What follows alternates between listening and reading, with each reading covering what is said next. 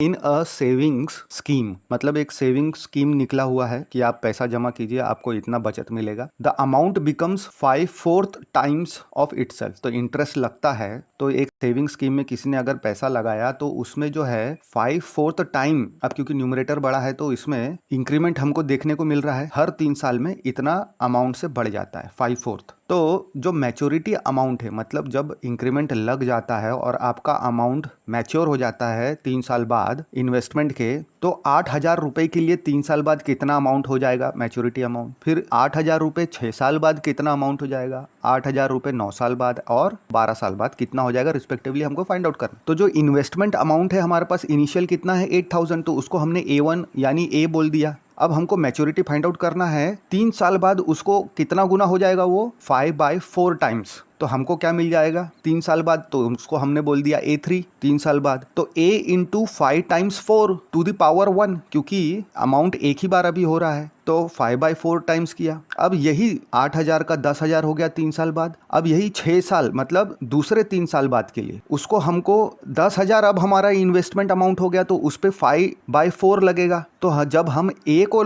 5/4 लगा रहे हैं तो उसका स्क्वायर करना पड़ेगा, क्योंकि अब ये नेक्स्ट टर्म के लिए हुआ, सेकेंड टर्म। अब थर्ड टर्म में यानी A9 के लिए, थर्ड टर्म के लिए तो हमको पावर फिर 3 लगाना पड़ेगा। अगर सेम अमाउंट ले रहे हैं इन्वेस्टमेंट का, यानी 8,000 ही ले रहे हैं, तो उसको सॉल्व कर रहे हैं तो हमको कितना मिल जा रहा है 15,625। एंड सिमिलरली अब ये जो हमारा फोर्थ टाइम सेम अमाउंट पे इंक्रीमेंट लगेगा तो पावर कितना हो जाएगा 4। अगर हम ये 15,625 पकड़ के अगर इंक्रीमेंट लगा रहे हैं तो सिर्फ हमको पावर 1 करके भी मल्टीप्लाई करेंगे तो हमको सेम आंसर आएगा। तो अब ये फोर्थ टर्म के लिए है, तो हमारा अगर सेम अमाउंट हमने पकड़ा इन्वेस्टमेंट 8,000 और फोर्थ टर्म के लिए है तो पावर हमने 4 लगाया और सॉल्व किया, तो हमको 15,625 इंटू 5 डिवाइडेड बाई 4 करना है, तो हमको मिल गया 19,531.25 रुपीज़। ये हो जाएगा हमारा।